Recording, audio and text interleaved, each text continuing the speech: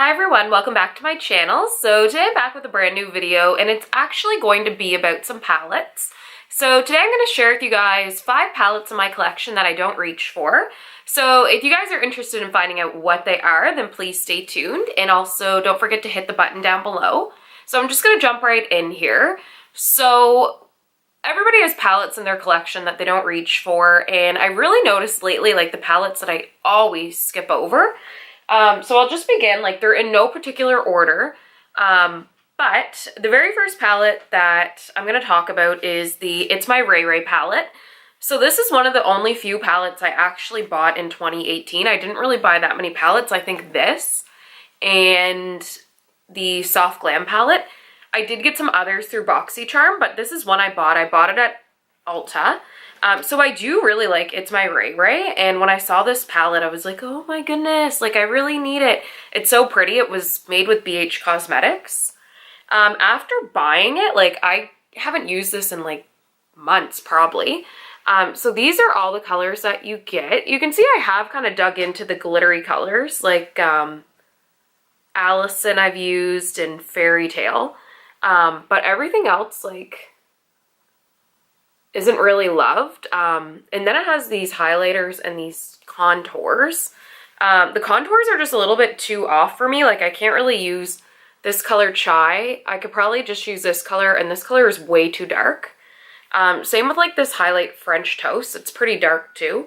I have used Radiant, and Moonlight is just not kind of my jam because it's so light.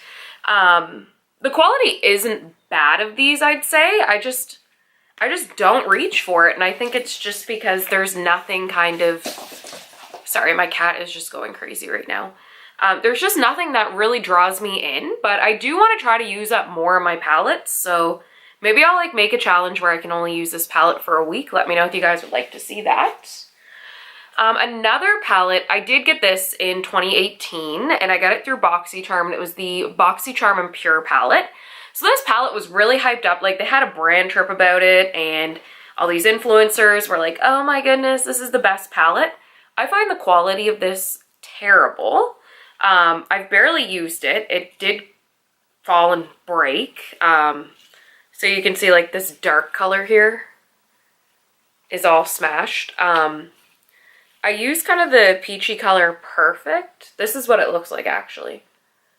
So you can see I haven't really dug in that much, but like that blue really drew me in, but I found it wasn't very pigmented. It was very hard to blend. And you can see like I've dug in pretty hard because I found these weren't pigmented. They weren't lasting on my lids. A lot of the colors are the same too. Like there's maybe like a shade difference between like, oh, I just stuck my finger in it. There's only like maybe a few pigments different of this. But I really didn't like this palette. I didn't like the quality of it, and I don't know why I still have it.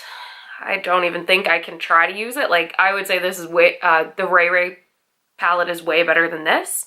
But this is definitely not up to Pure's standards. You can tell it was kind of just made for BoxyCharm and mass production, I think. That's just my opinion. The next palette I haven't reached for in a while, but I absolutely did love it, like probably about a year ago, but I found I was getting into makeup when I bought it. I didn't have a lot. And I kind of wondered now, I'm like, why did I buy this palette? But it was the Tarte Graveyard Girl Swamp Queen palette. So this was their collaboration with Bunny. And everybody was talking about it, but now I find like you never hear anything about this palette. Okay, sorry, my camera ran out of memory. So the next palette I'd like to talk about is the Tarte and Graveyard Girl Swamp Queen palette. So this was a palette that was done in collaboration with Bunny. I did get it at Black Friday, I don't think it was last year, I think it was the year before. But this was before I had a lot of palettes, and I really liked the colors. It's a really cool toned palette. I haven't really used very much though. Okay, it'd help if I could... Like you can see, like I've only really like dug into Sassy Bun and Natural Peaches, and I guess Big Baby.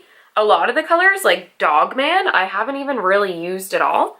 The highlighter and blush and bronzer I haven't used. The blush is pretty, the highlighter is pretty, but the bronzer looks like crap. It's very hard to blend, and it's a really warm tone color. I don't like warm tone bronzers. Like, I'm all about like the cooler tones. This palette does still smell really good, but yeah, like it's just, I'm not crazy about the colors either. It is a cooler tone palette. It probably would have went better today with today's kind of look. But yeah, like I loved this palette, but clearly I didn't use it that much for loving it so much. So I never do reach for this. Another palette that I've never reached for, and this is kind of embarrassing, I hope my friend's not watching, but she gave me the Stila Perfect Hue palette in Tan Deep, which was so sweet of her to give me this. So this palette was actually one, when I first saw it launch like a few years ago, I was like, oh my goodness, I need this palette.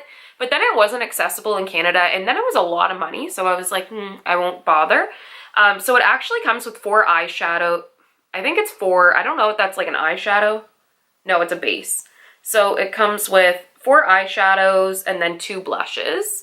So this is what it looks like. And I just find the colors are very strange. Like, I totally understand like these 3, these 3 kind of pinkier tones. But then this black, like I would never blend a black into that. And I don't even think it would look good. Like, I think a darker brown would have looked better.